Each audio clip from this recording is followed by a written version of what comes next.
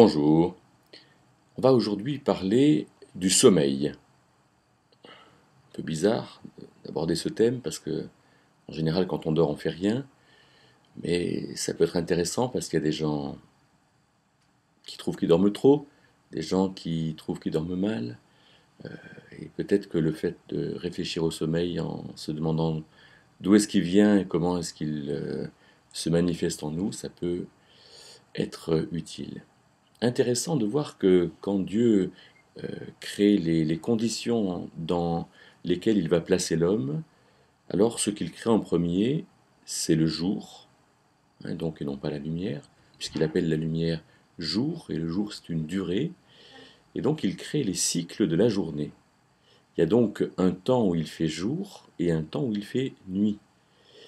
Et ce temps de la journée, c'est le temps de la lumière, c'est le temps de l'ouverture, des possibilités, c'est le temps de l'activité, c'est le temps où on y voit.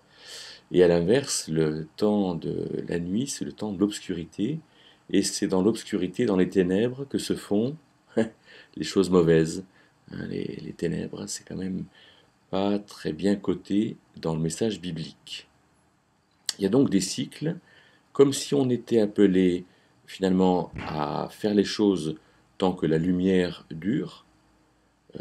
Jésus, par exemple, à la résurrection de Lazare, il dit, voilà, il y a 12 heures par jour, marchons pendant qu'il fait jour. Mais la nuit, on ne fait rien. C'est dans l'évangile de Jean, chapitre 11. Alors, comme si ce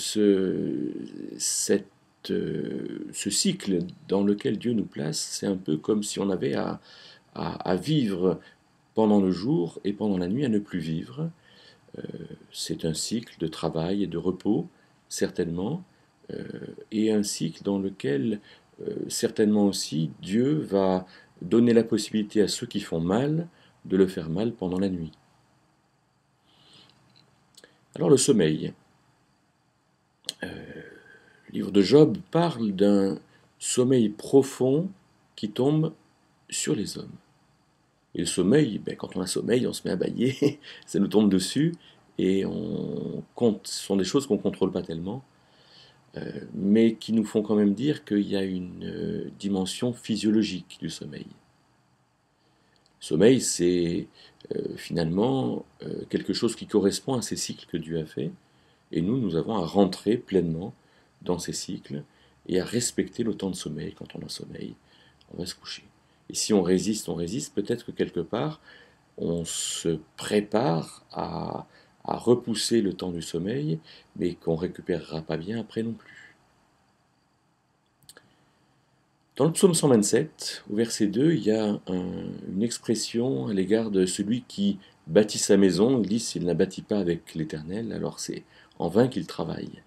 Et Salomon, qui a écrit ce psaume, dit aussi, c'est en vain que vous vous levez matin et que vous vous couchez tard. Comme si le fait d'étirer la journée et de chercher à avoir plus de temps pour travailler, ça ne sert à rien. Intéressant de voir que Dieu nous appelle à nous reposer et que le repos nous est très utile. Peut-être que certains pensent que voilà, ils vont diminuer le temps de sommeil pour avoir plus de temps, faire plus de choses. Mais ces choses qu'on va faire plus, est-ce qu'on va les faire suffisamment bien? Est-ce qu'on va être en forme pour bien les faire? Et derrière les temps de sommeil et de travail, il y a la question finalement non seulement de performance pour nous, mais d'ensemble de choses qu'on fait de manière performante. On aurait envie d'en faire beaucoup et d'en faire peut-être plus que les autres, mais c'est certainement pas une bonne solution. Alors, il y a également des mots pour le paresseux dans la Bible. Hein, la paresse, nous dit Proverbe 19, verset 15, fait tomber dans un profond sommeil. Et on se rend compte comme le sommeil est lié à la fois à l'activité, mais à la non-activité aussi.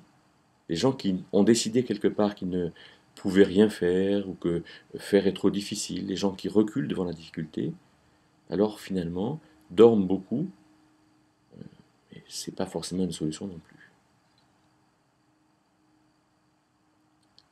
Peut-être pour conclure, il y a un verset dans l'Ecclésiaste, chapitre 5, verset 12, qui dit que le sommeil est doux pour celui qui travaille. Parce que l'important, c'est quand même d'avoir un bon sommeil.